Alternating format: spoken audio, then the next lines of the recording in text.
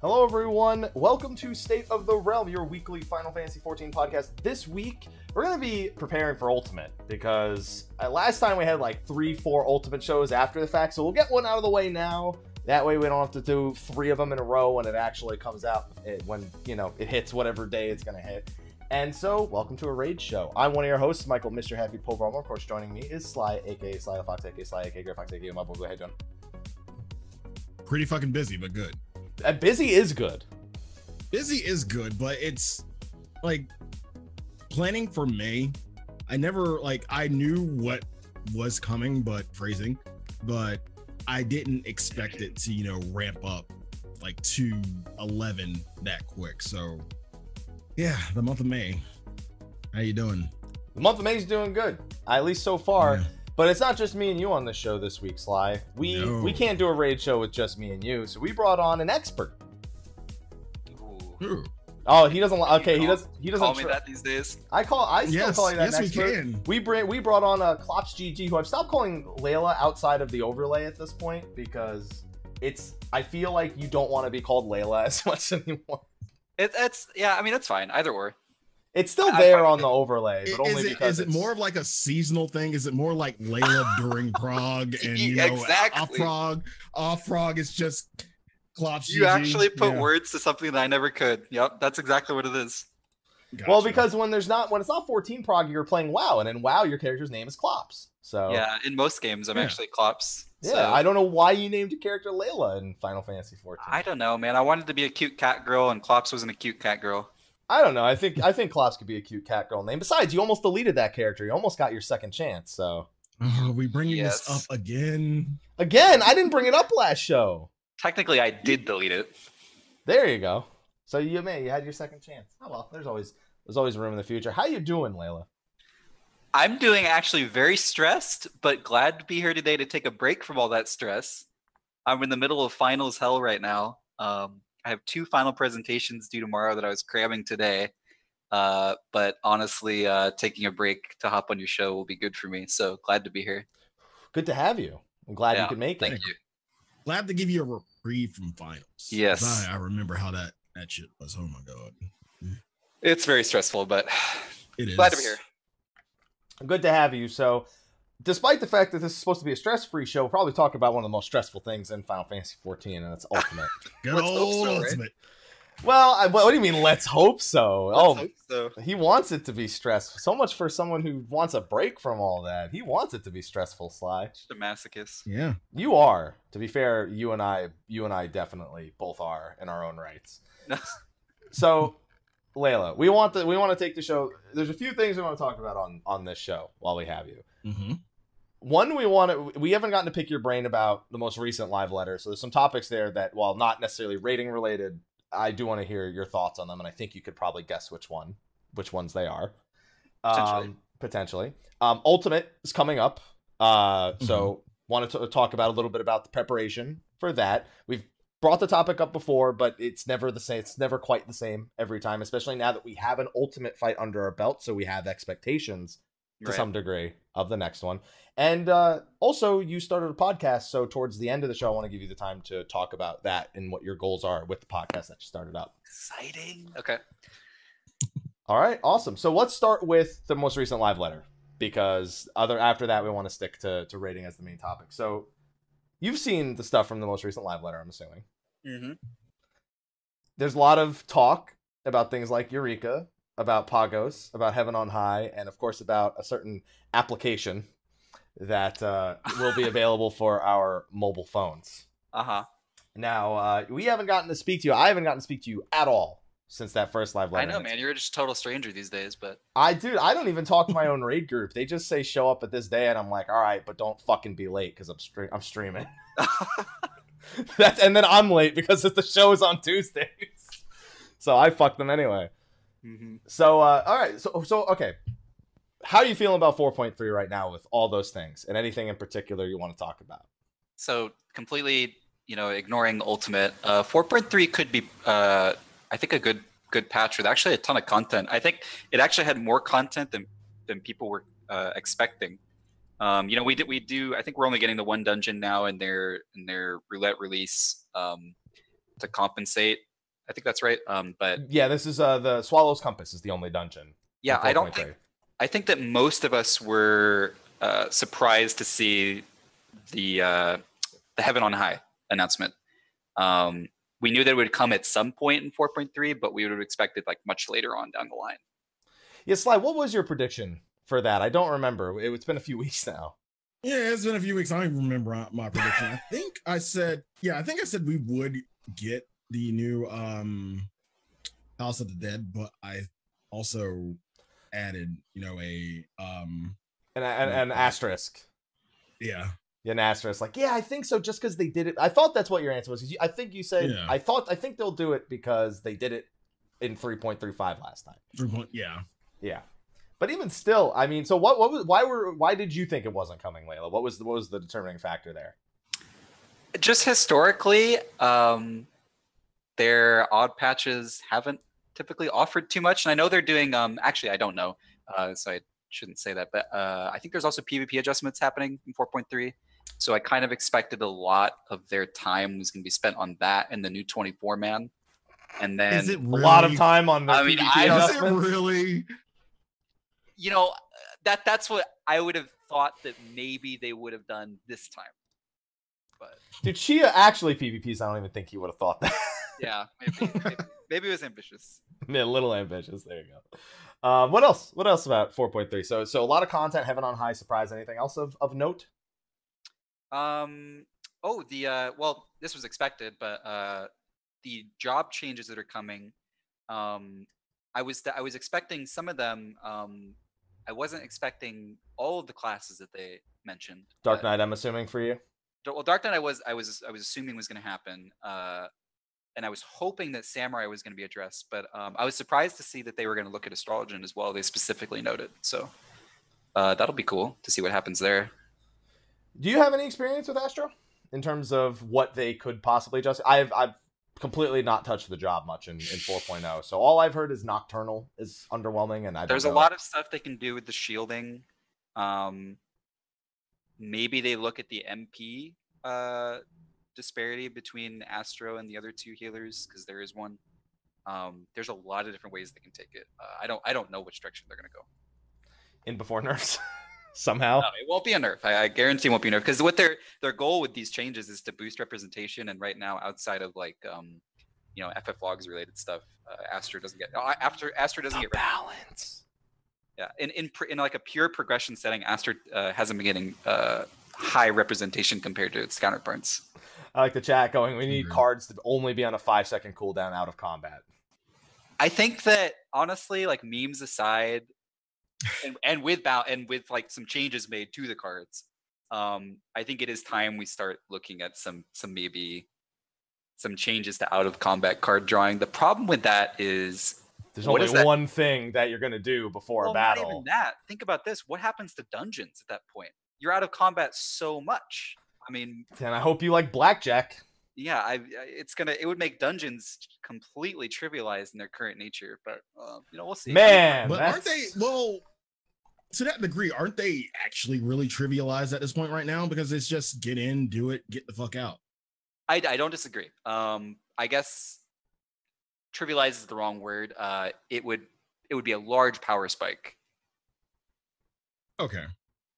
Dude, you already know that most Astros you do dungeons with ain't gonna even have the patience to try drawing cards every 5 seconds. They'll be like, "Fuck it, I can't be asked to draw the Spire 16 more times per dungeon."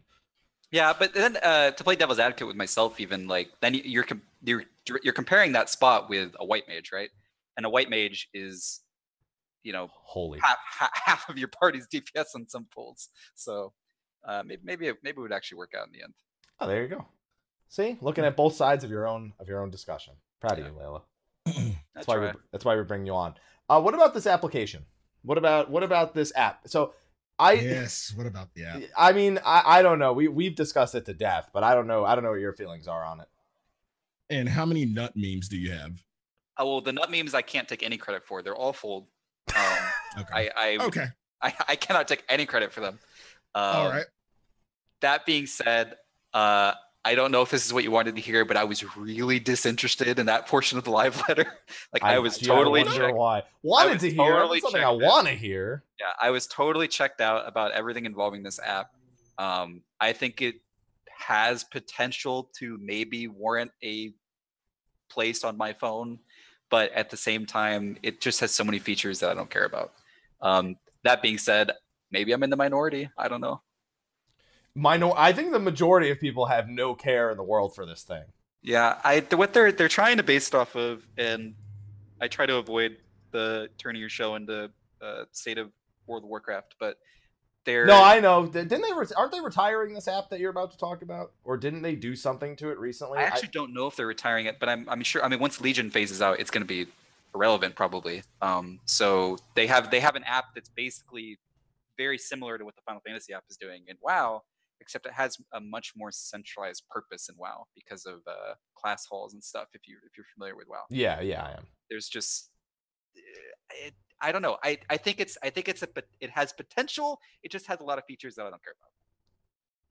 Yeah, you're not a glamour hoarder, so you don't need that saddlebag space. No, you don't need that retainer. You don't need to pay the $5 to pay $2. I only have 2 retainers. Yeah, but I was gonna say. I thought, you don't have a legacy. You don't have a legacy subscription. No, I do have a legacy. You do? Okay, yeah. So that's why. So you're like me. You have two because why not? Because you already only pay like what? Is it $8.99 a month? I don't even check anymore. Yeah, I'm like I think it's $9.99.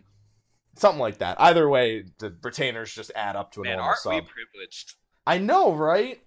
It's been, think about how good of an investment that legacy account has been. I skipped class in college to go pick up the collector's edition the day that a 1.0 came out, and I still kind of want that time back, but at least I'm saving no money a month because I get 2 retainers with myself.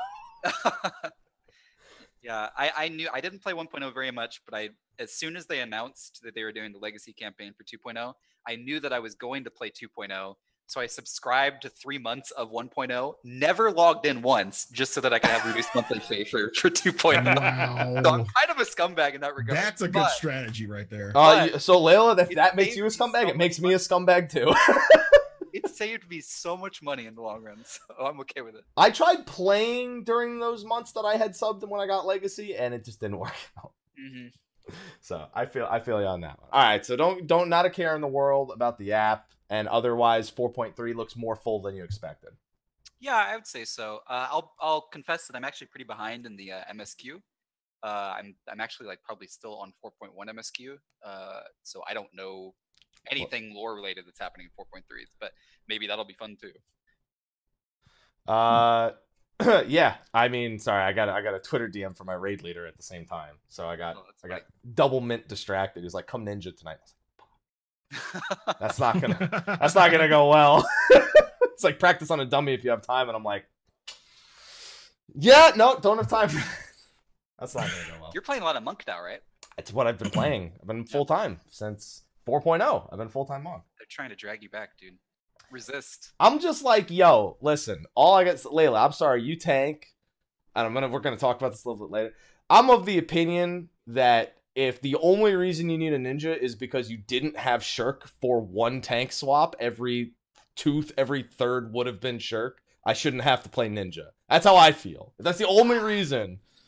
I mean, I can destroy that argument, unfortunately, but I will. I'm saying it's not. I shouldn't have to change the entire job I want to play just because of that. No, you should not. I agree with that. Unfortunately, the reason you're adding a ninja to the party goes so much beyond that. I know, but that feel, and of course Trick. But yeah. the warrior doesn't care about Trick. The warrior cares about brotherhood. So let's be real about that one. Every so often the warrior cares about Trick.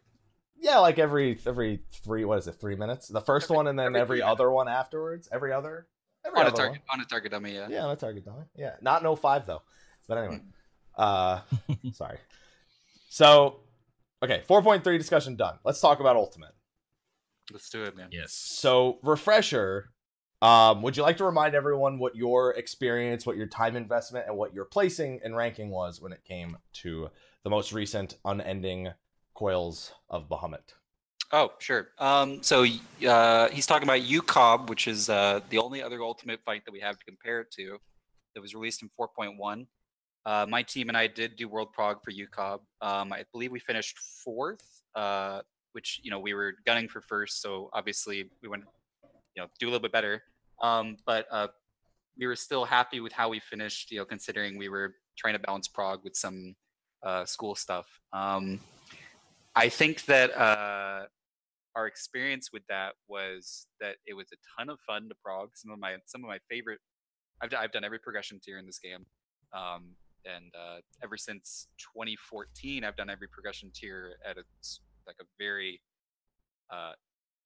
highly invested schedule, I guess you would call it. To be clear, that would be Final Coil if that was the first one that it was like really World Prog style progression.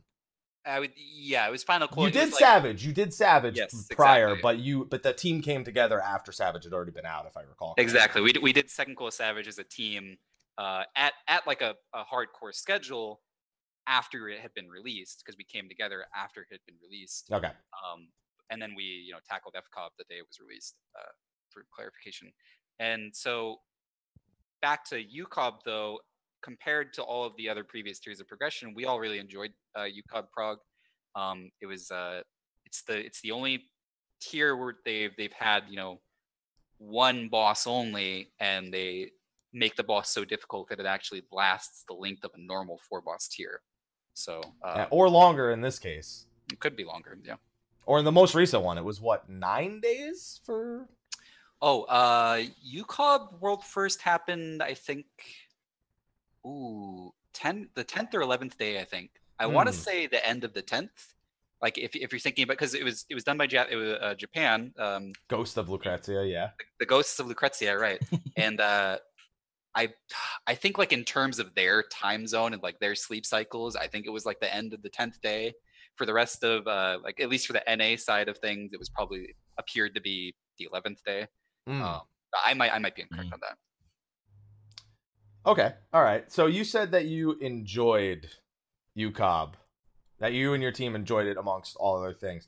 What would you say made you enjoy it, other than the singular boss thing? Because obviously you've done Gordius, you've done Midas, you did Second Coil Savage, even if not from the second it launched.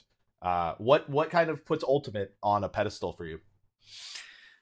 Well, I mean, you're basically asking like what makes Ultimate, right? Right. In a sense, what Ultimate does that the other fights weren't doing is it really escalated the pace at which mechanics are thrown at you. I think the pacing of the fight is unrivaled. And I say that, when I'm comparing it directly to the previous quote unquote hardest fights like Gordius A4 or Brute Justice or stuff like that. Those fights were difficult, but they did not even compare in terms of pacing. Your brain is constantly thinking and mapping out your next move in Ultimate. You don't really get much of a breather. I shouldn't say that. You do get some breathers in certain areas of the fight, but you get much less of a breather than previous encounters.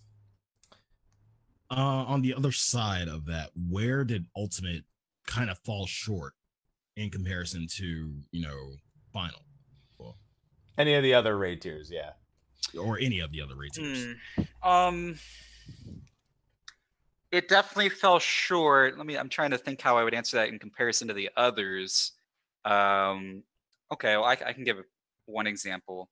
And I talked a little bit about this on the show 2 weeks ago, but the one thing where I think it fell short is there were portions of the fight where you were dealing with a ton of mechanics at once, but there was no targetable boss while you were doing them.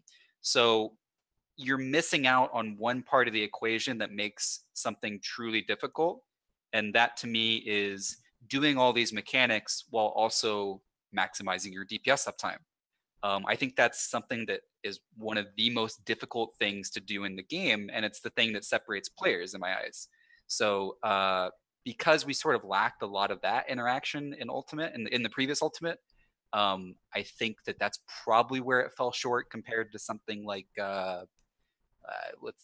Wing Justice from A8 Savage. I think that's a really good example of where you're doing a ton of mechanics while also caring about your DPS uptime. But what about the phases where Justice himself jumps and they just bombard you? Sure. I mean, that's a perfect comparison to what Ultimate was. Okay. I I just think that if you want to make it ultimate, you know, there were areas where they could have made it more difficult. We are masochists, aren't we? I mean, yeah, they could definitely make it harder. If you're asking me how to make it a truly ultimate encounter, that's what I would add to the fight. All right, there you go. Yeah, we're asking you to design a fight, basically. Yeah. No, nobody would probably like that.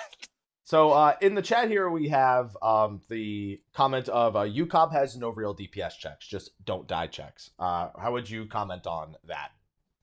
So we actually joke about this. We joked about this a lot after the fact, but the funniest part about UCOB is the tightest DPS check is actually Twin. The very entry portion of the fight is actually the tightest DPS check. Everything else is I mean, well, I don't know. Maybe it's unfair. Golden is probably tighter than Twin, but I think there's when you have like something as simple as the first phase of the fight comparable to what should be the hardest end phase of the fight, I think it's fair to say, yeah, there were some lacking DPS checks throughout the fight. Would you tighten that up as well going forward, or do you think that the DPS checks as they were while focusing on the pacing more so than those DPS checks, do you think that would be a better equation, or do you like it the way now? So unfortunately, like with that question, you're actually opening Pandora's box a little bit. You may not even realize it, because you have to ask yourself, like, why is it that there's no DPS checks? And one of the reasons is that it appears like there's no DPS checks is because the fight is tuned so that every class can clear it. And you know, with their other, this is a good thing to get into without too much of a tangent. With their other tiers of content, majority of them are not done at max eye level gear, so they don't necessarily have to tune for everyone to be able to kill it in the lowest level of gear, right? You can just say, well, maybe a samurai is going to kill the boss and require a little bit more gear than that ninja dragoon variant. You know, they don't have to worry so much about making it accessible in the lowest levels of gear for every class. Unfortunately, at UCOB, we're all zoning in at BIS eye level gear. So they have to tune it in a way that allows for that super high DPS meta comp to be able to kill it. Additionally, that week one Black Mage Samurai variant that they're zoning in with. Hey man, they do some pretty serious deeps, just they ain't got the raid deeps. Yeah, exactly. So it sort of trivialized some of the quote unquote DPS checks. Okay, so you're indifferent. It's just you think it's by design. It's by design. I think it's by design. Okay. So I think like asking me if I want it to be one way or another, well, it's going to change their entire design philosophy. Okay, all right. Someone in the chat brings up that UCOB's the only fight in Stormblood with skippable mechanics as well. Is that true? Yeah, well, there's actually percentage forced phasing in Twin. Yeah, during Twin Tanya. Specifically Twin Tanya, and that's it. I think a lot of people forget the days of Second Coil Savage stopping DPS for 20 seconds because, well, if you push the phase at the wrong time, you literally can't do the mechanics.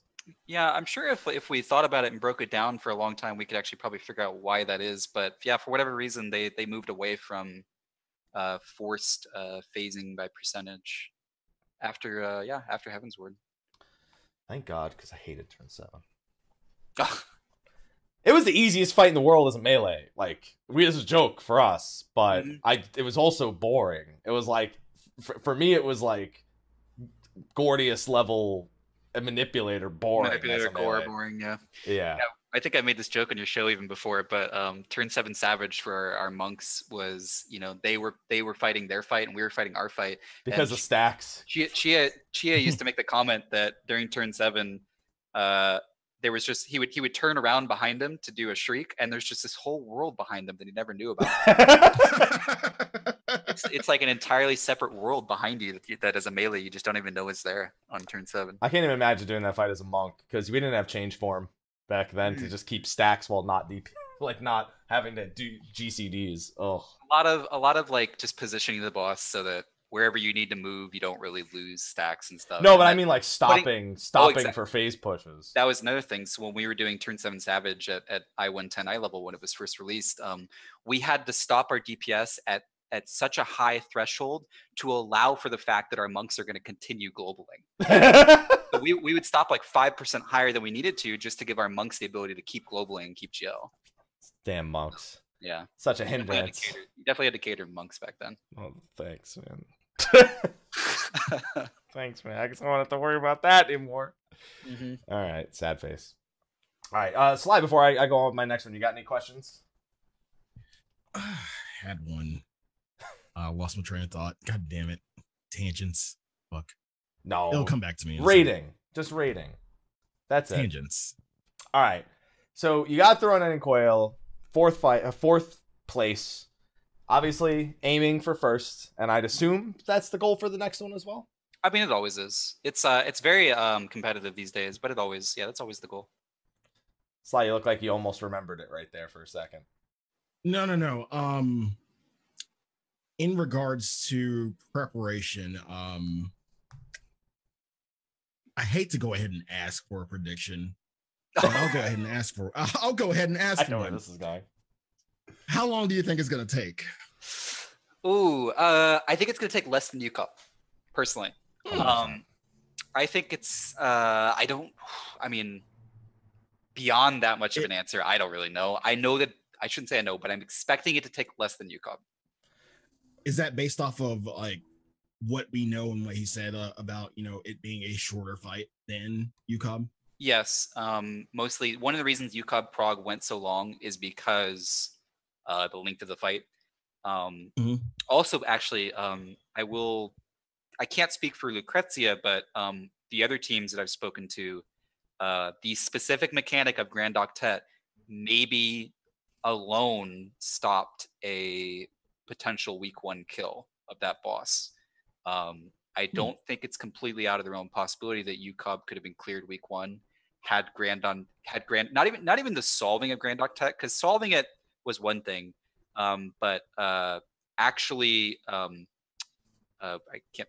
blanking on the word, but actually going through and doing Octet was an inconsistent. It bred inconsistency. So you lost a lot of pulls to it. So, but if you take Octet out of the equation, the pacing at which the other phases were conquered, you may have seen a week 1 UCOB kill.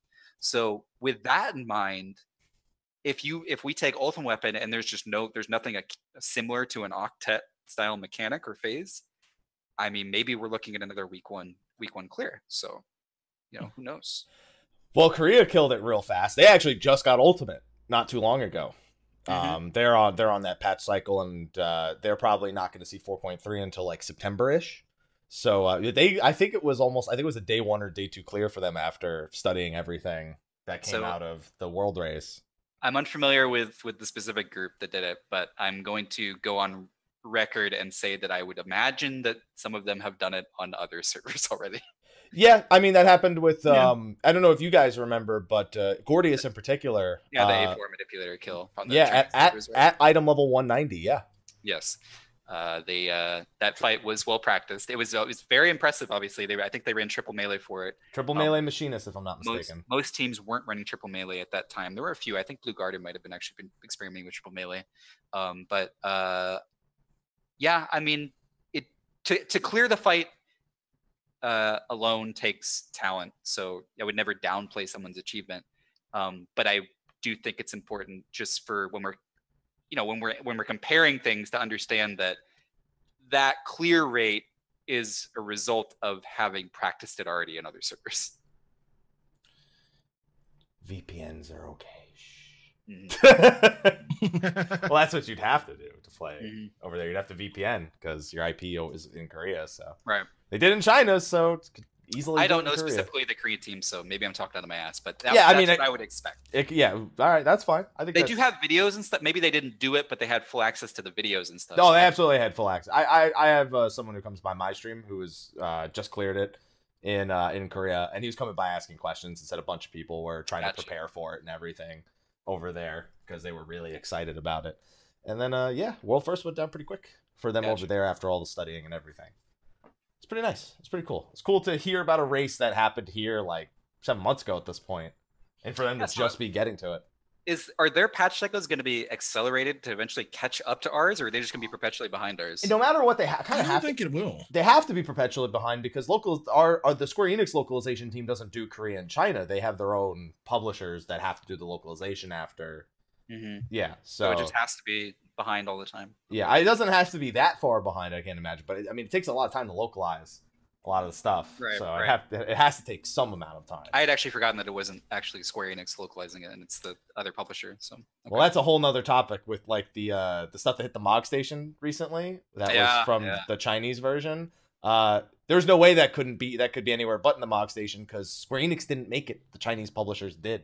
So it's a licensing thing. They have to sell it, and they have to pay the publishers who created it.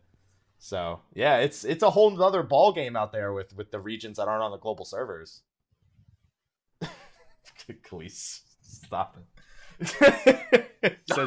That's true, man. It's true. He's very afraid.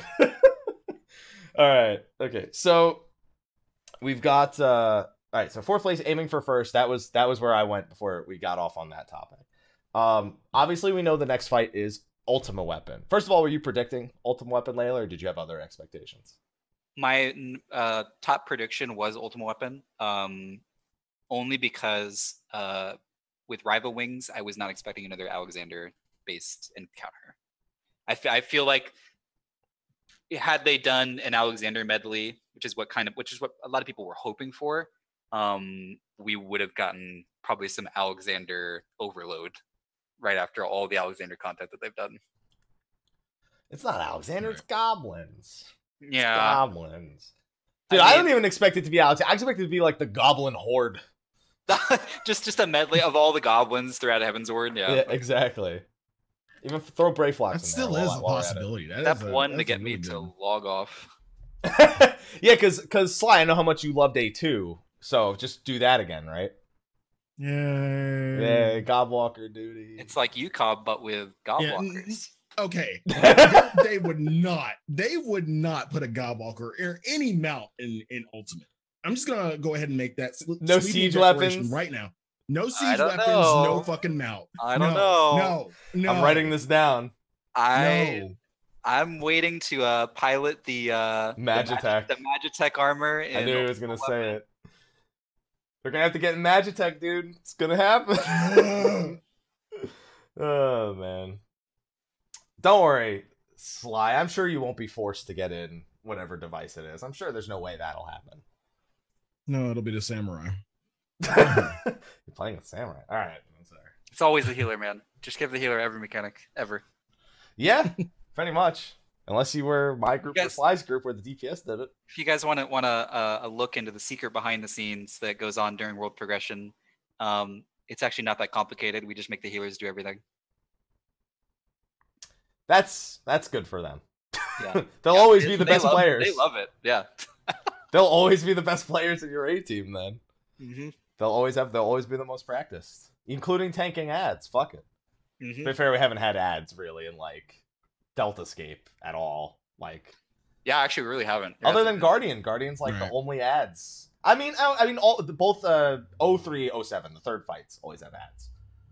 Other than that, I guess 05 had ads too. 05 had ads. Yeah, they started doing ads again. They didn't do any ads, like barely any ads in Deltascape. But Sigmascape. They're so insignificant, though. I mean, the closest ones to any bit of significance were the 07. Yeah, 03. I mean, 03 was Biblio. I mean, they had whatever his name was during the library phase. Oh yeah, I just meant in Sigmascape. Yeah. Oh yeah. They had meteors and Neo X death. That doesn't count. All right, so it's going to be Ultima. So, what are your expectations for Ultima? Because all we know at this point is it's Ultima Weapon, and the fight's going to be a little shorter. That's it. Those are the only two. That's the only two things we know factually. Mm-hmm. So, where are the expectations here? Some people are predicting like things like Gaius will be in there, or La Habrea is going to be a part of it. You just predicted Magitech, Walker. Yeah, I mean, I'm not predicting Magic. No, I would not be surprised if I saw one. All right, so you're predicting Magitech, Walker. Sure, put it all right, down. there you go. So what do you think the flow of the fight ends up being? Where are you going with this one? To start the fight out, if I had to imagine what the fight was going to be like, I think we're going to start the fight out with probably something Imperial related, Empire related, probably a Gaius phase to start the encounter. I think that with these encounters, right, they're all tales from the Wandering Minstrel, correct? Yes. And he's recalling stories. And obviously the story that he's going to be recalling is your encounter in Praetorium, I would imagine. Yeah. So there's going to be aspects of Praetorium that we're going to experience throughout the fight, I would imagine. And that's going to include maybe an encounter with Gaius, a phase with Gaius, where I'm actually fully expecting a Hydaelyn cameo somewhere in the fight. The elevator. Yeah, the elevator. Yeah, we do have that portion in the Praetorium fight where Hydaelyn gives you the echo or something, and I don't remember, man. That was like 5 years ago. But Hydaelyn helps you kill the boss, and instead of Phoenix buff, it's going to be Hydaelyn giving you the echo, and you're going to go fight Super Saiyan Ultima Weapon. That's the fight. That's Lahabrea empowered Ultima Weapon. Heart of Sabik empowered Ultima Weapon. They'll probably so they like to do things that are like really thematic. What about Nero's Pinball Funhouse? I don't know if they'll do a Nero thing. Nero is already like so invested in the Omega side of things. It would probably be weird if they do a Nero portion of the fight. He was there. He was in Praetorium. He was.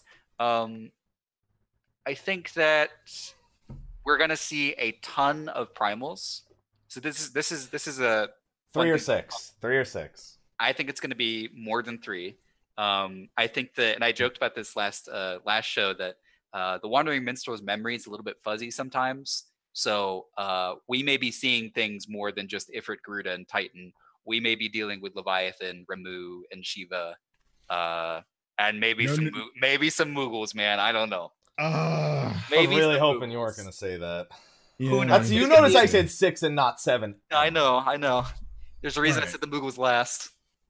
But there's going to be a lot of primal interaction. And I'm expecting a lot of primals to be interacting at the same time with each other. Because the pacing, like I mentioned, is just such a key component of Ultimate. Yeah. I feel you with I'm personally, I'm still in the boat of 3. I'm in the boat of it's fairly traditional with 3 primals and then Ultima and then Laha. I do think, as soon as someone suggested Lahabrea empowered, because I think about this, I think it's a shorter fight. So what's the total time of Ultimate? Like 1855 or something like that? You can clear it as early as 18 minutes. You can clear it as late as 20 minutes. Jesus, you can actually go much below 18 if you. That's a lot of wiggle room. That depends on Twintanya kill speed. It entirely depends upon more so Nail than anything. Nail is actually the biggest time save of the fight, because you can skip all of his ending mechanics. Okay, assuming you clear it by the edge of your teeth, 20 minutes. We'll go 20 minutes. Yeah, it's about 20-minute maximum fight. Okay, so what is your expected length of this one then? 16? 16? All right, I agree. 16. I agree with 16. So how much can you how many of these different elements from Praetorium can you feasibly fit in 16 minutes versus 20 minutes? Depends how they go. I think that if the primals are not actually like attackable bosses and they're just mechanic bombers. Which is how it was in Ultima. As a reminder, you never actually fight them in Ultima. So it depends how they go with that. If they actually make the primals the primals come down and I just actually realized something. Chirata and Saparna. Maybe Chirata and Saparna come down and you're tanking those at one point. There's tons of like primal only phases that they could do, and maybe that's 2 minutes per primal encounter right Titan's there. Heart. Yeah, I mean there's a lot that they could do. So if you're assuming the low ball of 3 primals only, that's 6 to 8 minutes of an encounter right there. Plus the intro Gaius, we'll call another 2 minutes probably. So you've maybe 8 minutes right there, and then another 8 minutes of the actual Ultima Weapon. 4 minutes of Ultima Weapon with 3+ minutes of Lahabrea empowered Ultima Weapon. I mean, maybe that's where they go. I would imagine that if it's a 16-minute encounter, we're not just going to be attacking Ultima Weapon for 16 minutes. Fair. I mean, yeah, I 100% agree with that. Yeah. Sly, so you said you feel the same way. You feel like they're gonna just go 3 primals, Ultima, 5 phases, something like that, like 5-ish phases. Yeah, because now that we're talking about it, just thinking back for Ultimate, it was just strictly Quinn, Nail, Bahamut, and then Golden. You also, but you do have the phase where it's Twin and Nail at the same time, though. You do have that. Right. But I'm saying before, all of that. Trying to do 3 primals before you even touch Ultima would definitely elongate the fight. So I don't know if it would exactly be, you do one before the other, or, it might be strict, DPS checks. 8 Savage style, like the robots falling down one at a time. Mm-hmm. It could be the Ultima's persistent, yeah. Ultima's persistent, and then you do A8 Savage style, and you have those mini DPS checks within. Yeah, I mean, maybe the primals come down while Ultima's still on the map, and they're being tanked from the side, and they need to be killed before a certain point or a certain mechanic. Well, the only reason why I think that suggestion is pretty interesting, Sly, is one of the big components of both of our Ultima Weapon encounters so far is he loses the primals gradually, is always the thing, as he takes damage. Yes. That usually resulted in... that usually followed a room-wide AoE, and then he would start doing a different pattern, depending on which ones he had lost. I guess the question is, what happens when he loses the primals this time? He gains something. Like, or the primal's not exactly happy to be where he's at, and he decides, or the primal is like somebody in the chat mentioned, or the primal is literally stripped out and doesn't just turn into whatever happens in the other Ultima, turns into ether. Yeah. So I mean, there's a lot of different ways they could take it. I am of the opinion that we're probably the more I talk about it out loud, we're probably going to be attacking Ultima Weapon for a lot of time, and primals are going to make targetable cameos would be my I guess my expectation. Speaking of targetable cameos, just how many Magitech bits are we going to have to kill? Oh man, you're assuming that you can kill them. Oh, that's a good point. No, so what I actually agree with him. I don't think you're going to be able to kill them. I think they're going to fucking spin around and again, making a World of Warcraft reference, the Ruby was it Ruby Sanctum? I think it was the one Warcraft raid I never did actually. The one that was right after Ice Crown. Yeah. The last boss, he on normal he splits the arena in half, and then on heroic he splits it into quarters. Yes, and then the lasers spin around. Yeah, I mean, a lot they could do with bits. Oh boy. They have the manipulator bits and stuff were never targetable, and they just appeared and disappeared as the fight went on. Maybe we'll see something similar. Do you foresee as big of a time sink as Golden Bahamut was? Because you remember going back to Golden Bahamut, that was where you pretty much, those were your pulls. Those were like 3 pulls an hour. Basically, I think it was last time we talked. Yeah, well, it's 3 pulls an hour because it's if you get to the end of Golden. Yeah. Mm-hmm. Yeah. If you get to the end of Golden. Yeah, the argument. So do you see that kind of time sink going on here? I was just asking. Yeah, I think I for sure do. This happens with any final boss of a tier, but it was just exaggerated so much in UCOB. The thing about UCOB that Slyh is referencing is that when you're dealing with an 18 to 20 minute encounter, put that in terms of time that you're spending, and that means you're getting 3 good pulls an hour. So the amount of tries you actually get at killing the boss in one sitting is much less than, say, the amount of tries you get to kill like God Kifca, for example, where it's much easier and short and quicker to get to. You can do 6 God Kifcas in an hour, or more even at today's standards. Are we going to see a 20-minute encounter? No, but when we're expecting 15 to 16 minutes, you're going to be getting 4 good pulls an hour. Dude, that's a whole extra pull. It's a whole extra pull. It will make a difference. Actually, it will make a difference. I'm not no memes, nothing. It will make a difference. I guess my only question is, when I think of Bahamut, I think of all the bullshit you have to get through to eventually get to the Exaflares. Yes. Just to then get memed on by Exaflares. I wouldn't know. I never get hit by an Exaflare. I'm perfect.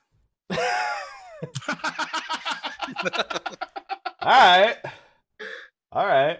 Bullshit, Wow. Layla says. And I start to think about Ultima, and I don't think we're gonna have a overwhelming damage and barely any mechanics phase for Ultima is literally throw as much shit on the screen, like thematically his fight is. How much shit can I put on your screen to ruin your day? How many airships can I crash into the fucking arena? How many Magitech bits can I throw at you? Orbs. Pardon my French, but there's gonna be a whole ton of bullshit.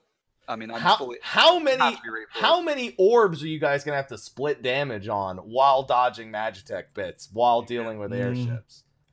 And Hollowed ain't gonna work this time. let's be real, Hollowed ain't gonna work this time. So I'm expecting a ton of unreasonable expectations. I expect seizures. Just thinking of Ultima Weapon, just the fight's literally a seizure fest. They all the seizures come together for this one moment. Okay, Michael Bay. Yeah, it's literally Michael Bay. Save that quote for later. We're gonna need that. We're gonna need that. We're gonna need that in about 6 weeks for the show. Michael Bay Ultimate. I like it. Everyone remember that. Write it down. Okay. Somebody make that poster, please. Somebody make that poster. Michael Bay Ultimate. And just put what's it? Marky Mark in there. We'll be fine. All right. There you go. Just throw Marky Mark in there. We'll be all right.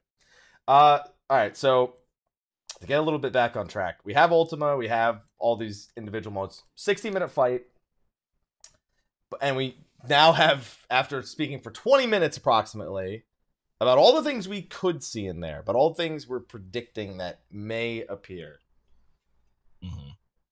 Where do you stand on? How do I word this? I'm having a hard time finding the words for this, Sly. Your words. I hope you're not going to ask about checkpoints. No, come on. No. Okay, you want to get that one out of the way? Will there be checkpoints? No. Done. Got it. Right, next question. Print it. Although it is worth mentioning that this Ultimate is not designed by the same guy who designed the last one. Correct. Do you think that's going to have any lasting impact on the way the fight flows? Do you think they'll still try to keep it a relatively similar flow, or do you think that drastically changes the way in which we go fight to fight in there? I think that every designers, I think that the differences in designers historically, the differences in fights designed by different designers historically have been quite large. So it would not surprise me to see Ultimate Weapon behave very differently from UCOB. I don't know specifically who's designing Ultimate Weapon. I feel like I probably should, but I don't know it either. I don't know if it's actually even been publicly stated at this point. If it has, then I'm very misinformed. But I think that we are definitely gonna get something shorter. I just hope that we don't compromise the pacing. I hope. Do you think they bump the pacing because it's shorter? Do you think they go even faster? They might. It'd be hell, but they might. You're a masochist, though. You like that. Yeah, I don't know. I mean, I kind of like where the pacing is at right now. I think if they bump it up a little even more, then we're going to start hitting the limits of what the game engine can actually do and process. But just gavel, but you only have 8 seconds to do it. I mean, that's doable, I think. Oh, come on now. 8 seconds? I mean, 8 seconds to do all of gavel with the new sprints. That's doable. You still have 2 orbs to kill in there. The time sink there is like you have to what are they called? The bits that the DPS have to kill on the side. I forget what they're called. I think they're called the pentacles. The pentacles. Yeah, they're called pentacles. The time sink there is waiting for the DPS to finish the pentacles. So assuming that they could finish the pentacles in time, yeah, you could get to the orbs in time, your tornadoes and stuff. 8 seconds. Sly, go to A8 Savage because you didn't get past 6 in Midas. I think you had your static broke suffered from A6 Savage. Go to Midas now and tell me if you think do it unsynced and tell me you can get that shit done in 8 seconds. I'm good. There's no gobwalkers though. You'll be fine. The new sprint is OP, man. I don't know. You might be able to do it. Is it really OP? It's pretty OP. Just unless you're a caster, then it's the same it's always been. It's nerfed. It's Oh yeah, it's a nerf, yeah, because you only get 10 seconds now. But for everyone else, it's just a really strong buff for movement. I have shoulder tackle. Be all right. I mean, sure, whatever. I'd be all right. Ninja's movement skills down to 30 seconds. I guess I need to forget about shoulder tackle. Anyway, okay, so we have all that out of the way. Now, one of the big things is preparing for Ultimate. And I like to generally this conversation goes very similarly each time we talk about it, Layla. But with every new topic, there's some sort of experience that's new. Like I said, we have Ultimate. We have a reference point for Ultimate now. Right. What is your preparation actually looking like for this? Is it any different than it would have been prior? What's going on with you? Because you said you're stressed right now, and you got 5 weeks to get it sorted. Sure. So I mean, I'm stressed because of school, not because of actual anything Final Fantasy related. But I think that preparation wise, everyone's expecting, you have to expect the worst, and the worst being that the fight takes a really long time to clear. So we're preparing for that. I think most teams are preparing for that. Now that I think a lot of teams, other than just ours, were blindsided by how long UCOB took, because the previous 2 tiers before UCOB, Delta Escape and Creator, both of those were an example of really fast and quickly cleared tiers. So why were we to believe that UCOB was going to be anything different? I think most teams going into UCOB expected one week max. We kind of joked like Square Enix has forgotten how to make a hard fight. So I mean, I remember that conversation. Yeah. So I think this time teams will be a little bit more prepared for the potential that the fight goes really long, and it's just getting ready for that, I guess. As a reminder to everyone, Angered had to step out of the world race, or at least publicly state that while they were still pulling. They weren't the only ones. I mean, a lot of teams did. Mm-hmm. Yeah. So in the face of adversity, let's just say it's not what you expected. It's nothing like UCOB. It takes longer. Longer even. Okay. Yeah. Well, you always do what you can. I mean, I'm only going to be speaking for my group specifically right now. But the way that we would approach that situation is you just do what you can. Say for example, we allot 2 weeks of time for progression, and say it goes longer than 2 weeks. Well, you just have to find areas in your schedule where you can raid long periods that work out for you. I think that we have a baseline of what we want to do, and then once that time period is over, you do have to, get back to your responsibilities and get back to your life. So you would just be balancing life with prog at that point, and that's just how it is. I mean, we had to deal with that in A4 Savage, and that went much beyond 2 weeks. A4 Savage, we only took 2 weeks off, and then the fight didn't die until the 5th week. So 2.5 weeks were spent progging while balancing school and work. So it's nothing that we aren't experienced with doing. It's just kind of understanding how to maximize your time and make your time most efficient. And another thing that just came to mind, actually, and this is just a side note, we've all seen the replay feature. We know it's not gonna be for. Dude, that's still only for Byaku. You don't know how upset I am. Exactly. But let's just say that for shits and giggles, that we can actually use an ultimate, which we won't be able to. Sure. How would that affect the clear rate and the clear time, being able to game film, as opposed to just using something like OBS to record or anything like that? You actually being able to look at everything specifically through the game. Layla, real quick, if they do that, I don't need to raid as Ninja. If you need someone to just watch footage all day, I'll do that instead of raiding as Ninja. So, are you asking me that, assuming that the implementation of it is the same as it is right now? Yes. But you can use it for Ultimate. The implementation of it right now is awful. Okay. Completely aside from Byaku. Not only do you have to be inside your inn to utilize it,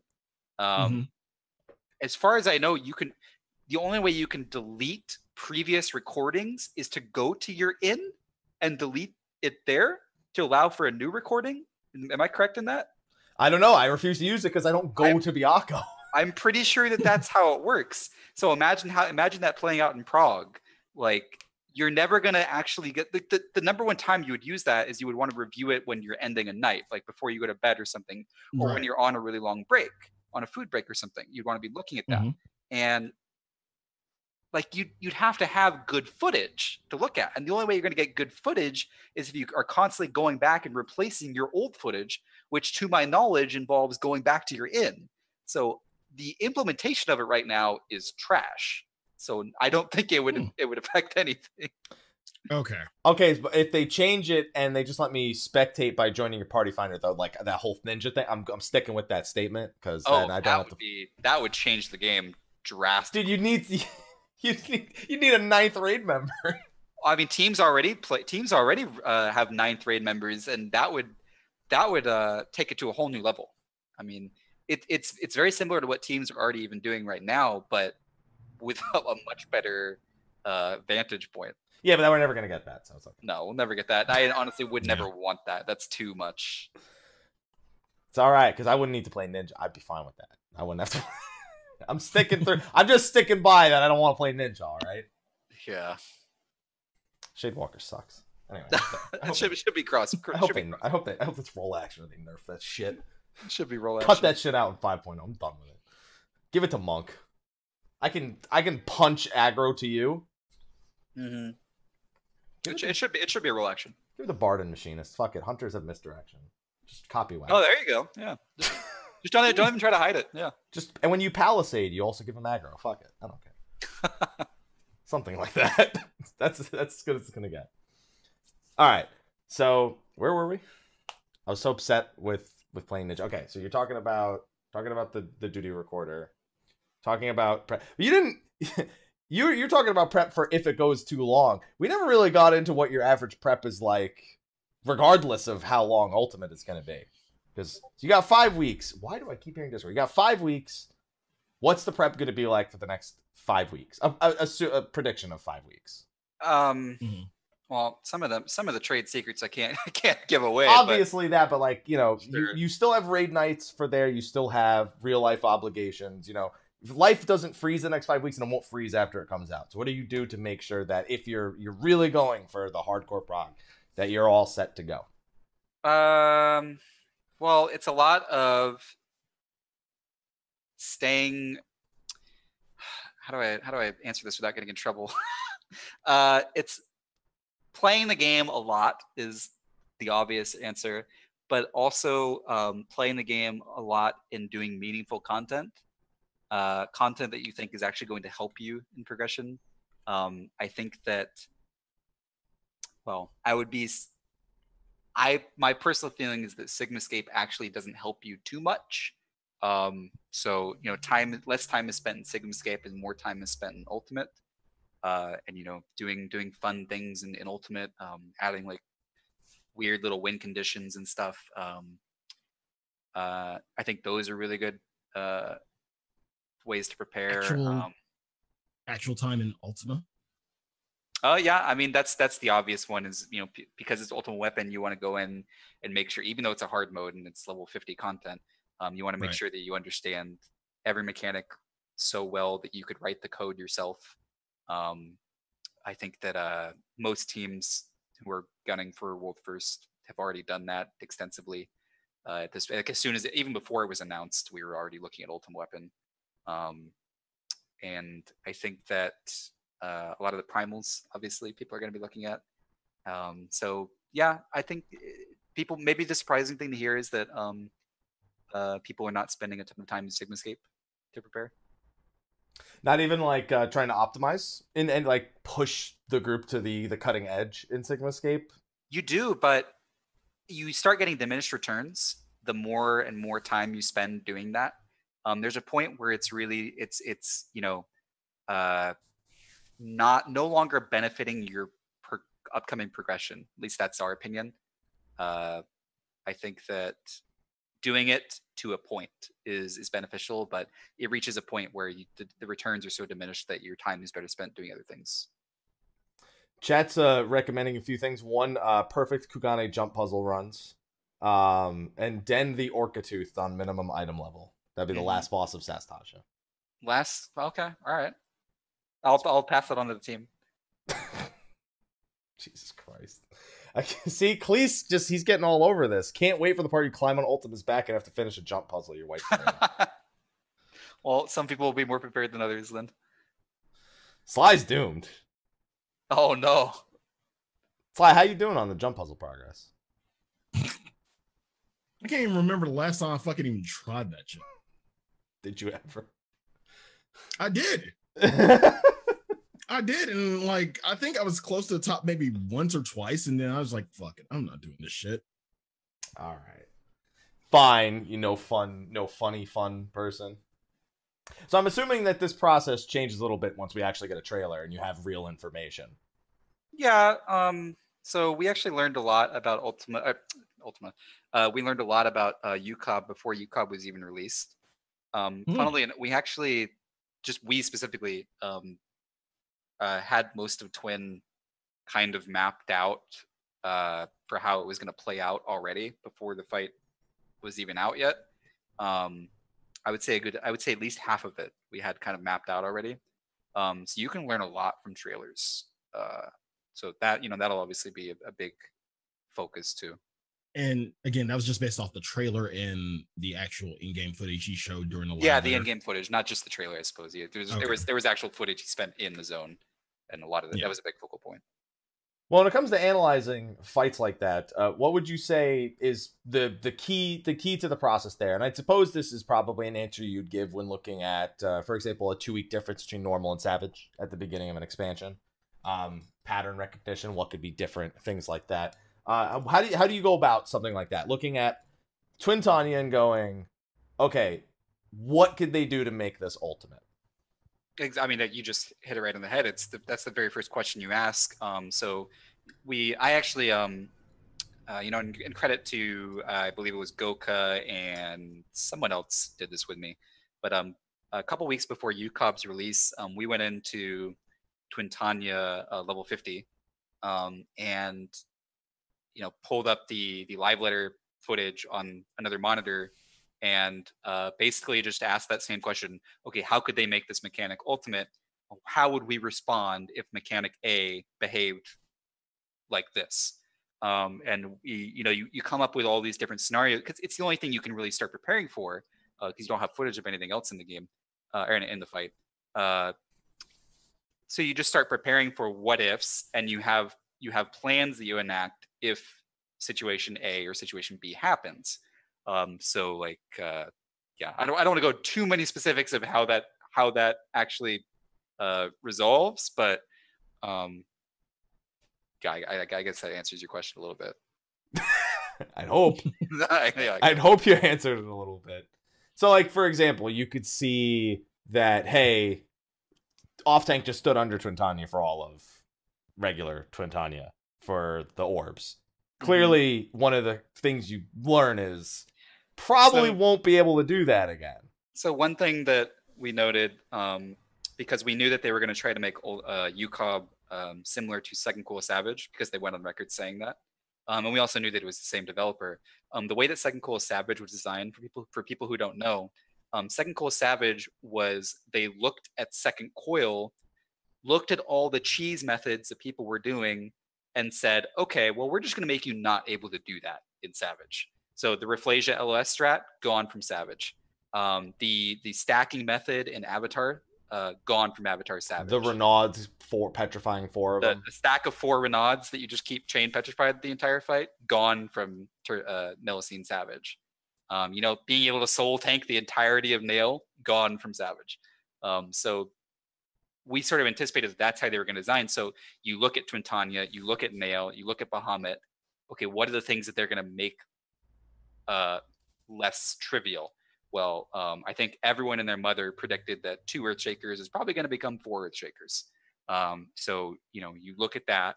You look at things like they actually did more. They didn't even go as far as we expected. We were assuming things like there's going to be Terror Flares that you can't Tinkle B. There's going to be what are some of their good examples? I can't think of a specific examples without wasting time, but you kind of get where I'm going. You look at what was trivial and sort of expect them to make it not trivial. We still had Mario Kart according to chat. You did have Mario Kart, yeah. Mario Kart Turn 9 Savage, Mario Kart Ultimate. Yeah. Mario Kart's a great game. I don't mind. I love Mario Kart 8. Yeah, specifically 8. I like 8 a lot. I think my favorite still to this day is the original, but Mario Kart 8 was great. As long as you get to play with Waluigi, that's all that matters to me. Wah! There you go. I don't think Waluigi was in the original. No, he wasn't. No, he wasn't. He didn't exist back then.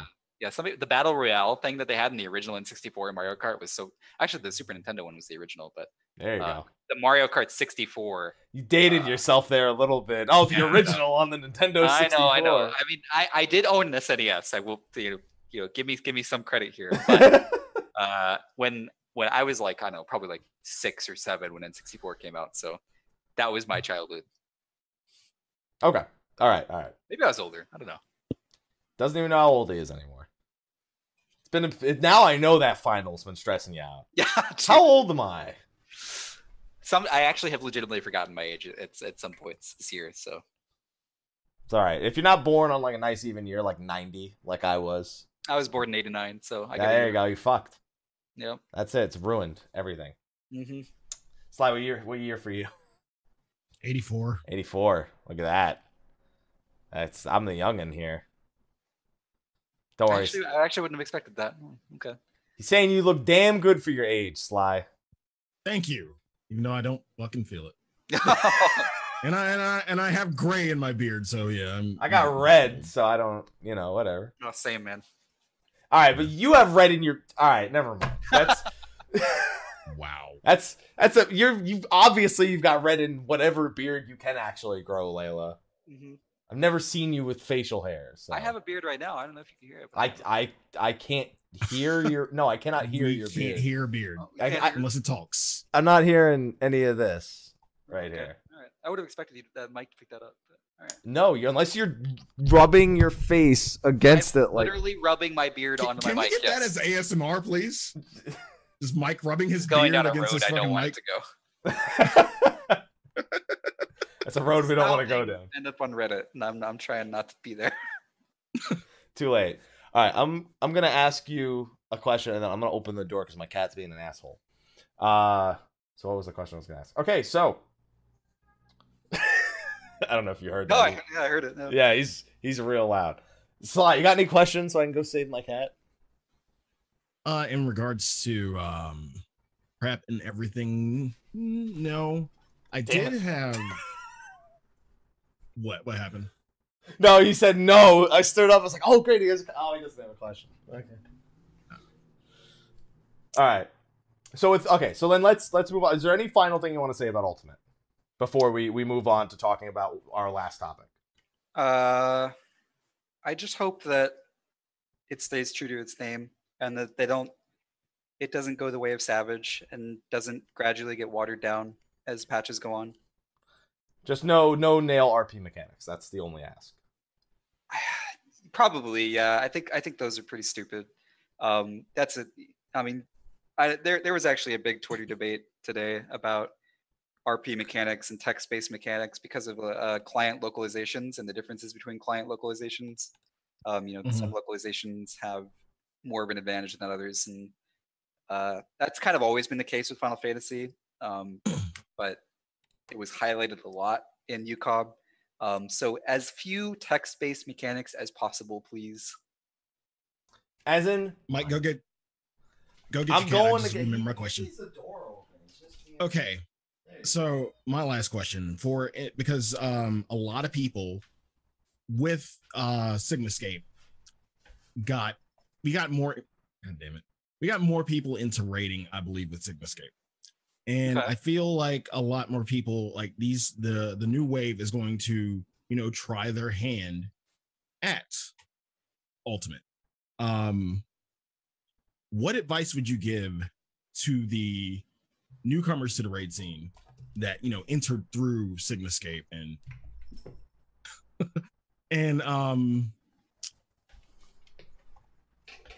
I forgot how to integrate them into how to integrate them, what they need to do, how much they should have to even think, like guild wise, to even think about this like pursuit.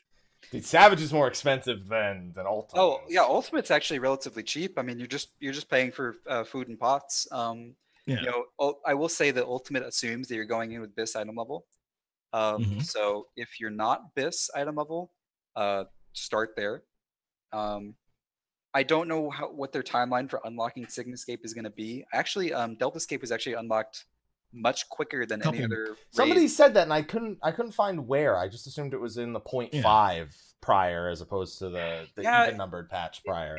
It was unlocked. 0.5 might actually be accurate. It was unlocked much quicker than the previous raids were unlocked. I think that was actually pretty good because it allows the people who want to get into Ultimate, they're able to, you know, just farm Sigmascape to get the gear to try it. So I thought that was a good idea. So once you're BIS item level, if you've never done Ultimate, if Sigmascape is the only thing you know about raiding, don't set yourself up for disappointment, I will say, because you're going to find out that the content, at least if it behaves like UCOB, you're going to find out that it is much more elevated in difficulty, and it may become frustrating to people. You know, if you're very successful in Sigmascape and you don't find that immediate success in Ultimate, especially when Ultimate is just one boss, so you don't have like filler bosses to sort of boost up your spirits, it's very easy to get frustrated. Understand that Ultimate is at this point in time the hardest content that they have done. So understand that that's what you're going up against, and it is going to be a frustrating process, and to not let it sort of, you know, frustrate you to the point of you get actually angry. That's my very first piece of advice. Other than that, keep your expectations realistic. If you're not, these are encounters that take a ton of time investment, and this is assuming that it's behaving like UCOB, because it's the only sample size we have. These are encounters that take a ton of time investment and a ton of practice and a ton of boring repetition. So and back to Twintania. So expect a long prog cycle, and to just try to make the most fun out of it as you can. I will say, and I've said this a couple times now, when you actually do, if you're a mid-core scheduled static, which is basically, you know, just a team that's not really pushing like 16 hours a day, like the teams in the progression races are, if you're going at a normal human being schedule, then what I do recommend you doing, because of the nature of Ultimate, when you do finally have the fight mapped out, set aside a Saturday or a Sunday or a Friday. Set aside one day where you can raid for a long period of time to chase that kill. Because raiding 3 hours a night, it's very hard to chase a kill in a time window of only 3 hours. Because with every hour that passes, the pressure is getting higher. Like, oh God, we only have 2 hours left in raid. Are we going to kill tonight? Oh God, we only have an hour left in raid. Are we going to kill it tonight? And you're getting more and more pressure on you. If you set aside that entire Saturday, you know, it's going to suck for that day. You're going to lose whatever you were wanting to do on your weekend, but you will have a much nicer time in finishing the fight, because there's going to be much less pressure, and you're going to have a ton more time where everyone's going to be fresh and familiarized with the mechanics. So yeah, that would be what I would recommend. Excellent. And quick question from the chat before we move on. Someone wants to know, do you think the clear rates will be higher for Ultima Weapon, given just that more people will attempt it, not because of length or difficulty or anything? Just because of more people will attempt it? No, but I think that they would be higher because of the length, yes. Okay. Just figured I'd grab that question from the chat real quick. Yeah. All right. Well, thank you for your extended thoughts on Ultimate. Yeah, no worries, man. Always fun to talk about reading. I want to talk, but now I want to talk more about you. Oh, yeah. Please. I mean, look at this picture with you with Yoshi P. We have to talk about you. By the way, happy birthday to Yoshi P. We never talk about you. Let's talk about Mike. I talk about me enough. We don't need that shit anymore. Oh, okay. All right. Yeah. That's fine. By the way, happy birthday, Yoshi P. Should have May 1st. So technically in Japan, his birthday was yesterday, if I'm not mistaken. Yeah. So today for us. Yeah. Yeah. I always forget it's May 1st. Every year. I'm always like, I didn't know that. Yeah, May 1st every year. But yeah, happy birthday. I saw the tweets all over Twitter this morning when I woke up. Saw the cake. I saw the cake. That was a beautiful cake. Maybe it's May 2nd. I don't know. It's either today or tomorrow. Well, the Twitter like will be local to you. So Yeah, I know. All right. Either way, I saw tweets earlier and fan art and stuff like that. So it was cool. But I want to talk. No, we don't want to talk about me. We want to talk about you, Layla, because we've had you as a guest on here a few times. You've been on Mog Talk a few times. You made the rounds. And now you got your own little project going on. Yeah. Yes. So I want you to introduce everyone to your project that you got going right now. All right. So that's I really appreciate that. So what I started doing 2 weeks ago is something that I've kind of wanted to do for a long time, but never either had the guts to or the drive to. But I started a podcast that's somewhat rating focused. Maybe not somewhat rating. It's very rating focused. It's my podcast, Crit the Bootshine, that I aired our inaugural pilot episode of 2 weeks ago. Right now, it's a bi-weekly show because I'm dealing with finals and stuff, and it would be hell for me to try to maintain something weekly, and also preparing for Prague. Actually, my desire to do it stemmed from coming on shows like this and going on Mog Talk, and I think that I sort of realized how much I like just talking about the game and talking about stuff that I'm passionate about, like rating and cats. And and cats. You said you didn't want a cute cat girl. Yeah. There you go. Not that. Okay. He's a boy anyway. So. Okay. Anyway. That was fire that I wasn't about to mess with. So yeah, my podcast Crit the Bootshine is something I recently started. We just did a pilot episode, and the first episode's topic was Ultima Weapon. So you can check that out too if you're interested in continuing the topic. Mike, you look like you had a issue with their name there. Yeah, Crit the Bootshine, huh? It's not even. It's like yeah, Crit the Bootshine is a storied phrase in the. That was part of one of the Bahamut's, just not the most recent one. Yes, not the most recent Bahamut, but an old Bahamut. That reminds me, by the way, Layla, Fold made a song for that back then, didn't he? There's been a couple iterations of that song. Where's the diss track that you were supposed to bring on however long ago? For me. Oh, that's still a thing. I should have brought that on today. Ooh. That needs to be on an episode. That needs to be on a upcoming episode. You're gonna have to bring me back, and I'm gonna have some conversations with Fold. Well, Ultimate comes out in 5 weeks, and then we have shows after that. So it's gonna be one of the Ultimate shows. So when Ultimate Prague goes 6 weeks, I'll be back here in 12. Just got an idea for a show. Mike, do you remember the ring? Do you still have that ring overlay background that you had for you and the Miz? Yes, for me and Miz, yeah. I don't think people rap in a boxing ring. No. Bring back the ring. Bring back Layla, and then have Fold. There we go. No, but they're supposed to be dissing me. No. That's what this isn't a tag team match. Do you want a freestyle battle against them with me? No, this was Mr. Happy attacking our integrity, my integrity, and him deserving a diss track in response. That is the nicest way anyone's ever referred to writing a diss track. Wow. You would be a horrible battle rapper. What the fuck? He deserves it. He insulted my integrity. Oh my god. All right, so you do this podcast. When do you do this podcast? Right now, it's Thursdays at 5 Pacific, 8 Eastern. I don't know if that'll be subject to change, but that's what it is right now. I like Thursdays just because, I don't think there was other stuff I was competing with on Thursdays. The one thing I didn't want to do with this podcast was I didn't want to step on other people's toes and mess with other people's time slots and stuff. I was really worried when you brought up STR because I was like, oh god, is STR on Tuesdays or Thursdays? If I had said Thursday, would you have been like, fuck? I would have rescheduled my show. Yes, it would not be on Thursdays if that was true. Just ever again.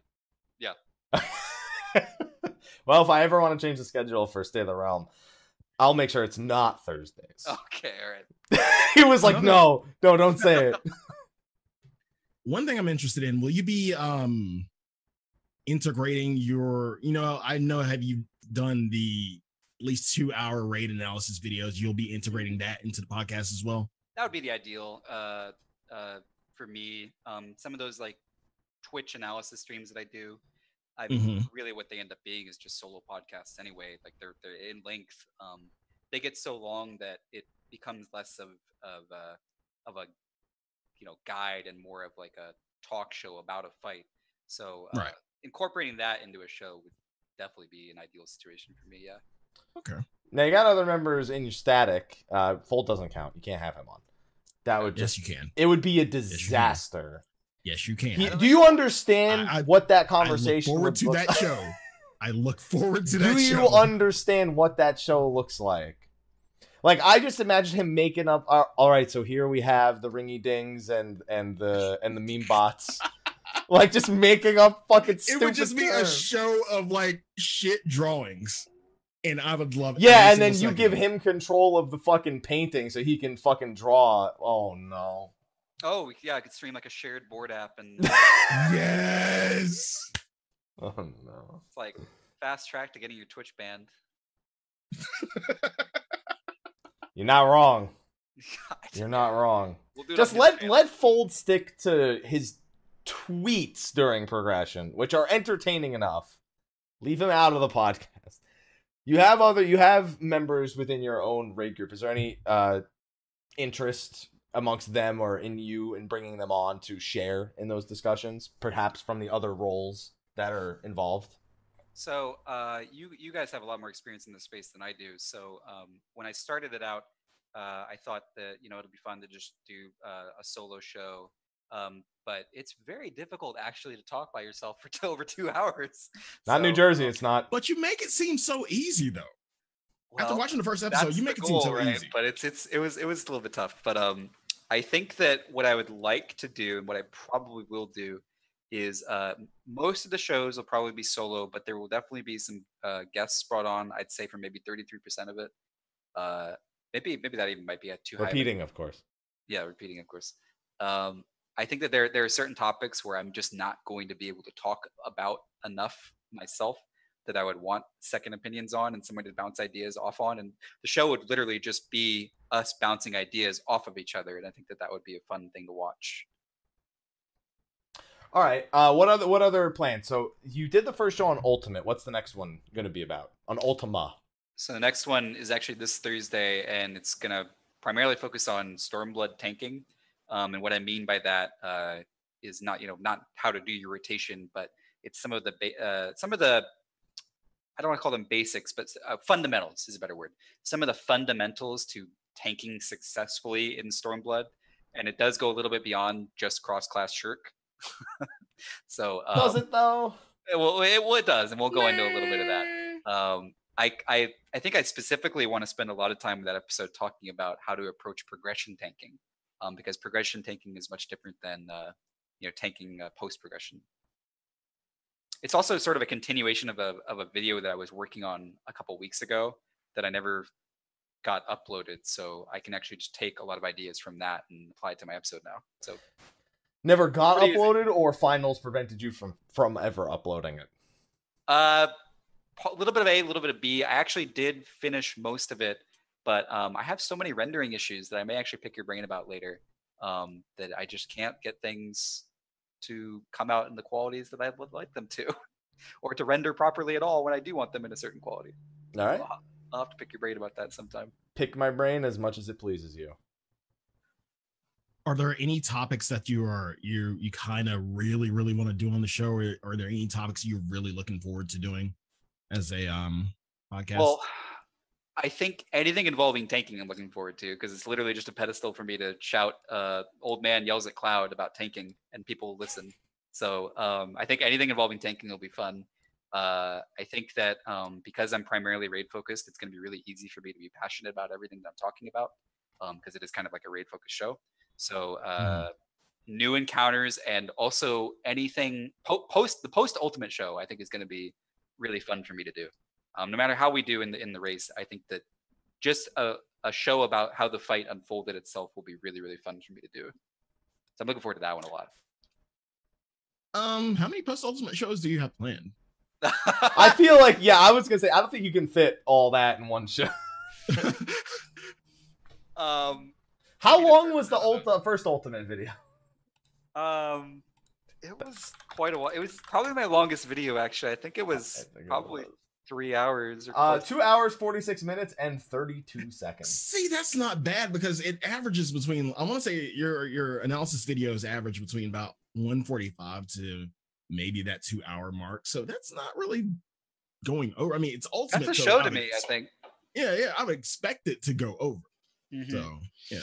It might be a part one, part two sort of thing, but the issue with at least with my bi-weekly schedule, I did mention that should things go well and once Prague hype dies down, maybe I'll be able to shift it to a weekly schedule. With a bi-weekly schedule, it's like anything that I would want to talk about that I would wait for another episode is going to be beat to death by somebody else. So people are not going to want to hear about it at that point. I think that trying to fit it into one show is probably the best approach. I like how your name on YouTube is Kloposaurus. I was like 14 when I came up with that name. Did you know Fold back then? I did not know Fold. It's totally coincidence. This was fate. It was fate. It was destiny. I don't believe that for a remote second. It's true. It's true. Yeah, because I YouTubed KlopsGG to get the length and started scrolling down, and I was like, wait. I've been Klops. I mean, you can look at my YouTube join name, man. I've been Klopsosaurus since dating back to early World of Warcraft. Speaking of which, there's some things in here that kind of weird. So there's random like highlight YouTube channels that get like 0 views on anything, and there's some of you here. Are there? Yeah, there's one here that has 1 view from 4 months ago. Top KlopsGG moments 2017 Layla Elysium Omega Day Prague, and it's a 1-minute video. I don't know what it is. That's hilarious. I've never actually. Then there's one of you playing WoW. It says Asmund Gold KlopsGG's ironic highlights, funny moments, clips. Are there that? I should actually send those my way.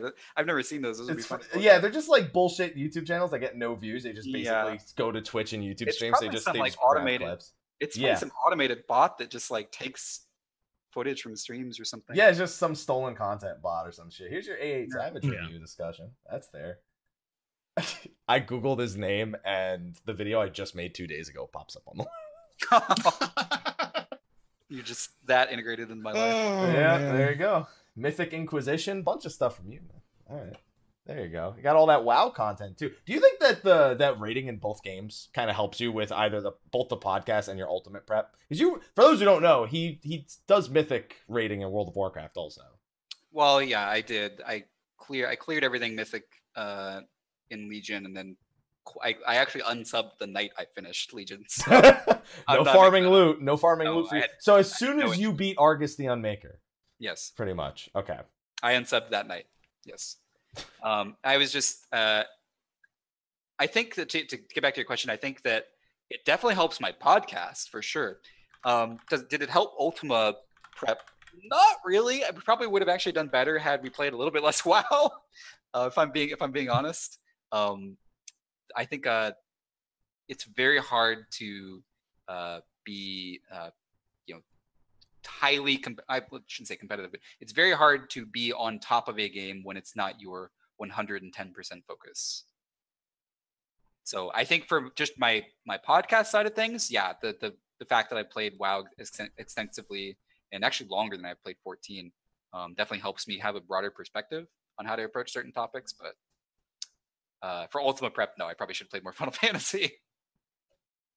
I was thinking because sometimes raid perspective helps a little bit. And then that leads to this question is, what do you think's harder, Ultimate or Mythic? I've gone on record many times, and I will stand by this, that UCOB was harder than anything in Legion.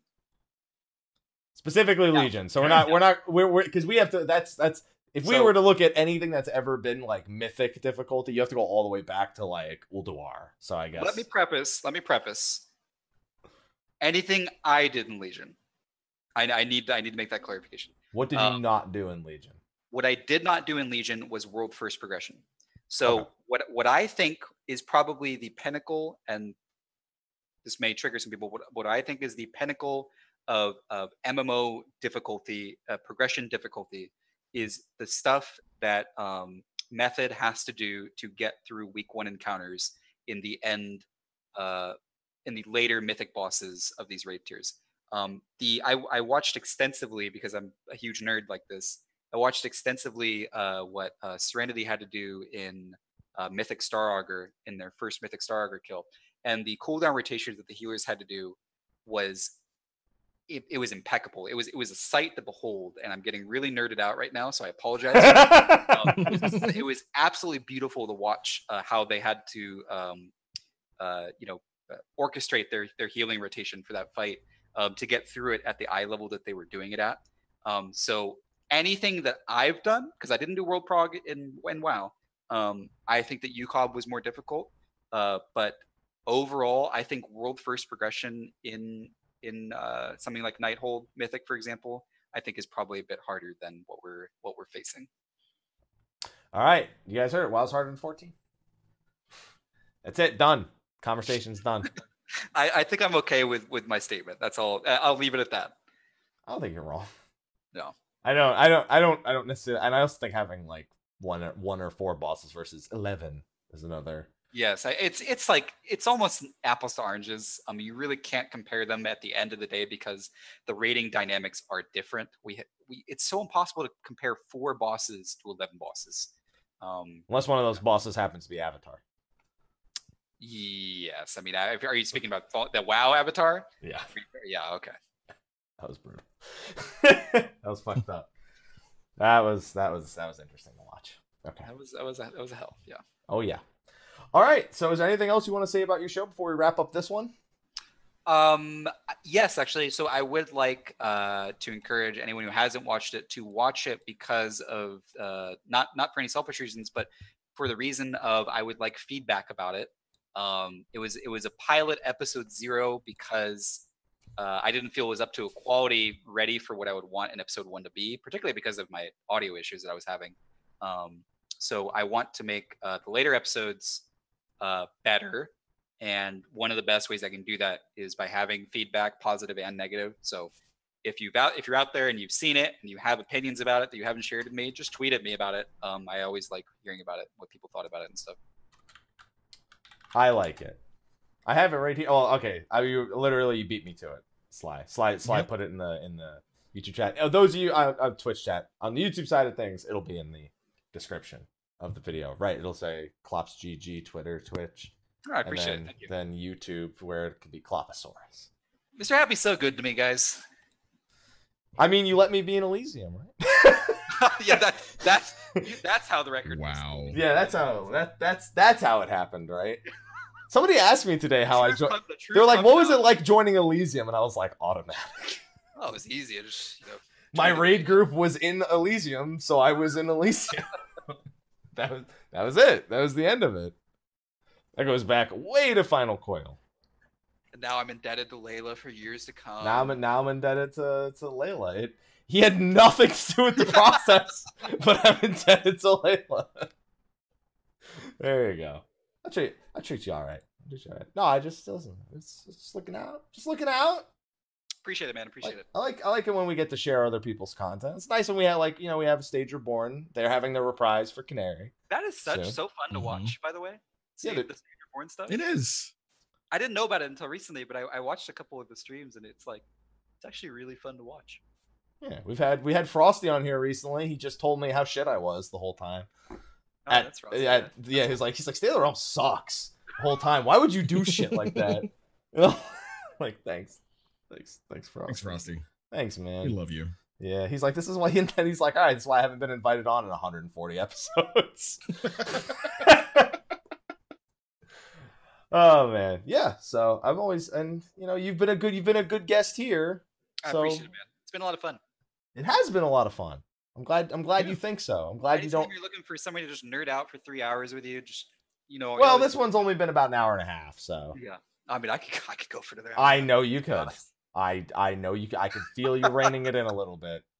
Show off all those big words. You Scrabble master, you. Yes. We'll have a Scrabble night. Next fan fest. No, that sounds like a night I'm gonna lose. That sounds like a great idea. I'm gonna be drinking that night. Drunk Scrabble is. That sounds like drunk Scrabble with some tacos. Let's go. What? I'm in. Lock it in. Not your tacos. Lock it in. I didn't bring this. He brought this. Not your tacos. Yes. Your tacos suck. I will let you cater the travel. All right, I'll cater the tacos. Not Layla. All right. I'm in agreement. Klops. All right. I'm content with this now. Crosses his arms. I'm content with this. All right. Anyway, on that note, thank you for joining us, Layla, and thank you everyone for watching this week. There's going to be some things coming down the line soon. As a reminder, our next 3 shows are on Fridays. Next Friday will be just following the live letter. Following Friday, we're expecting preliminary patch notes. The following Friday will be, presumably, I don't see it not happening this way, several days after the patch has been out, in which we won't have Ultimate, we won't have the new Eureka, but we'll be able to give initial patch impressions on things like the story, spoiler free of course, and anything else that was actually available. We still don't know the fate of Heaven on High, which we'll have to wait to find out next week. We don't know if that's 4.3, 4.31, 4.35, whatever the hell they're doing with Heaven on High. On top of that, we are going to soon be integrating once-a-month giveaways on State of the Realm.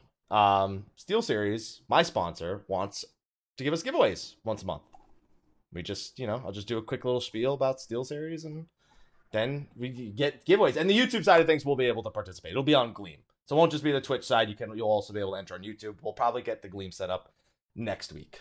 So thank you to SteelSeries for offering to just give people who watch the podcast free stuff. They're already one of our sponsors anyway, so it works out. So thanks. Nice. That's awesome. So I'm going to do our Patreon sponsors, though, after you guys sign off. So that way, if people just want to know where Layla is now, so I can shut the fuck up, they can find out about that right now. So, ladies and gentlemen, all of our hosts, Layla, why don't you start? Why don't you tell everyone where they can find you at?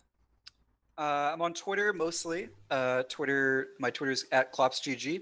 That's the /1 easy way to track what I'm doing, what I'm up to, or just get in contact with me. I do stream at twitch.tv/KlopsGG. I stream mostly weeb card games lately. Shadowverse. Yeah, a lot of Shadowverse lately. But typically when a new Final Fantasy patch comes out, I'm all about that stuff for at least a month. So come hang out, come say hi, and yeah. And the show's on Thursdays on Twitch as well at 5 p.m., correct? At 5 p.m. Thursdays, we'll be doing Crit the Bootshine episodes. So tune in for those, and come make fun of me in chat. Or monks. Yep. All right, Sly, why don't you tell them what you got going on, good sir? You can find me at twitch.tv/Slyakagreyfox. You can find me on Instagram at Slyakagreyfox07. You can find me on Twitter at Slythefox. YouTube.com/thevelvetroom. Again, May is just a horrible, busy month for all of us. I recently put out the entire schedule for the month of May, and now that I know that our next few State of the Realms will be on Friday, I've adjusted the schedule. You can find the schedule at twitch.tv/Slyakagreyfox/events. It's done for the entire month, except for anime and sub movie nights. And Mike, where can they find you? You can find me as soon as I swap over to my face, because I had it, but I didn't press the transition button. You can find me, Mr. Happy127, Twitch, Twitter, Facebook, YouTube, Instagram, starting to deal with the E3 rush of emails, since apparently May 1st is when all of them start reaching out to people. So I just had like 2 or 3 that popped up here. So going to E3 next month, if you'll be there, say hi. I know it's open general admission now. I think the tickets are not that, I think they're like the same price as PAX for like the 3 days. It's just that it's a Tuesday, Wednesday, and a Thursday, which, by the way, if Ultimate's not done by the first week, 3 days I'm not rating that week. I live in LA, but I'm probably going to be busy those 3 days during E3, so fingers crossed. 3 days I don't have to play Ninja at the very least. On top of that, May is celebrating something else. I was partnered on Twitch officially May 23rd, 2014. So, hey, Party! Yeah! I actually could go for a glass of whiskey right about now. So, all of May, I'm doing a bunch of bonus stuff. In fact, we've had a few subs and resubs during the show here on Twitch, and as such, I owe them a wheel spin and a potential bunch of push-ups. So we'll see what the wheel actually lands on. Yeah, because I won't have time for the gym all month because I'm extending streams based on sub count and stuff like that. I have a wheel that every time a certain amount of things happen, I spin it and I get like a workout. One of the things on there is the warm up, 1 rep of the warm up for Insanity, which I completed years and years ago, but I'm not in the shape to complete right now. And it's brutal, even just the warm up. So I'm familiar with it. Yeah. So can we add supersets to that shit? Can we add supersets to the wheel? No, please. No, yeah. You can't superset. The whole thing is a superset. It's a body weight superset. The whole fucking thing is a body weight superset. So we have a bunch of giveaways. Dauntless is having a huge update tomorrow, which is going to be a big part of that. They have their open beta. I actually got into the Maple Story 2 closed beta, so I'll play that May 9th. I'm so jealous. Can I get some Xeno MS in the chat, please, if you have it? Shout out to that emote. And on top of that, there's Bless and a bunch of other stuff going on. So type !May. Check out everything that's there. We're going to be adding more stuff to it as time goes on, and feel free to hang out because it's going to be a hell of a time. And I'm going to get bullied a lot since there's Xeno MSs in the chat. Goka, don't do that. Anyway, so on that note, it's time to thank our Patreon sponsors. Let me get us back to 3 people. Good. I'm glad we're seeing a lot of Xeno MSs in the chat right now because that is a wonderful, wonderful emote that is going to be way too accurate in a few days. So we have Patreon sponsors who help support battling #demonetized over on YouTube. So a really funny thing, I watch a lot of Achievement Hunter and Rooster Teeth content. They've been a huge inspiration to me for over 10 years at this point, even way before I did this. And they were playing Trivial Pursuit, and it was between YouTube and Reddit. They had to pick the correct answer based on the question. And one of them said protects users via the content ID feature. And then they were like, that's bullshit. And that's pretty accurate to how I feel. It's pretty accurate. That's the whole reason why the Patreon even exists. So we have a bunch of sponsors. We have, of course, our Patron of Light, whose image I'll have on the screen here in a few minutes. Sent me one not too long ago. Looks like it was just yesterday. I have it, but I need to actually make it the image, which I did not prepare ahead of time. So I'll come back to the Patron of Light, Khuja Cross, on the Jenova server. So let's shout out all of our other sponsors first. List disappeared. I guess the May month anniversary must have closed it, but we have them all right here. Thank you to our standard sponsors, Sarah and the Avalanche family on Marlboro. We have Johnny Odin of Tonberry, Nairik Vizsla, the Emerald Dragoon, Kifca and the Great Eagles on Exodus, Dark Graver, Katayoshi from Khuja, Skia Symphonia from Ragnarok, Rah Xephon from Exodus, Rylanator, Westaur, the Purple Warrior, Eadric Redsteele on Exodus, Lexxie Valentine, Mantaru the Rivivus FC on Zodiark, Sour Cream and Chives from Jenova, Rynoet Chikara, Goetia Valefar of Siren, Hersh vs. Faerie, Phoenix Down FC on Goblin, and Serren from Zodiark. We also have our elite sponsors. We have Diablo, Holy Tabasco, Red Thorn Asura, Kurenai Oni, Askin Hawk from Shiva, Oscar, Kraz015, Mustang, the Serenity FC on Ultros, Kat Kazuma, Serial Kier and the Reckless Tea Party on Cactar, Ignis Farragon from Diablos, Flestro Fanfret, Nox Cordis from Excalibur, Corvus Moodscar, Private Mikey, Spike, Nadine Kirasame, Rudy Rudiger, Ten Colossus, Killer Hackman, Vol Jr., Ramil Gaming, and Kiltastic Jones. It's first of the month, so I gotta double check that list, but I'll be sure to come back to it. And now that I actually have the image, I should be able to pull up the media one if it would actually change. Please show the new one. And there you go. Thank you, Khuja Cross, the Patron of Light, and I still don't have Mary's clip because I suck. We'll get it one day. But thank you all so much for your support. Thank you. And thank you, Khuja Cross, the Patron of Light, who I will not even attempt because I already said to Ethos last week we would sound dumb trying to do it because I've sounded dumb. Right. So as much as he is merry, I just don't think it's a good idea. Anyway, that's going to be a wrap. Layla, again, thanks for coming on. We'll see you on the show again after Ultimate Prague is done. Without a doubt, we'll be inviting you back for that show. So sure, man. Please. Thank you again. Thank you for having me, and it was a lot of fun, guys. And best of luck with the podcast. But with that, we'll move on over into a short post show because Sly's got a busy evening ahead of himself as well. So we'll make it a short one on top of my raid schedule, which may not even happen. I'm looking at Discord right now. So anyway, we'll see you next. We'll see you next show. Yay! We'll see you next Friday for State of the Realm, not Tuesday. Friday. Next Friday, not this one, the 11th, the same day as the live letter. The May 11th will be the next show. We'll see you then. Until then, take care. See you on Friday. Next Friday. Next Friday. Don't fuck it up.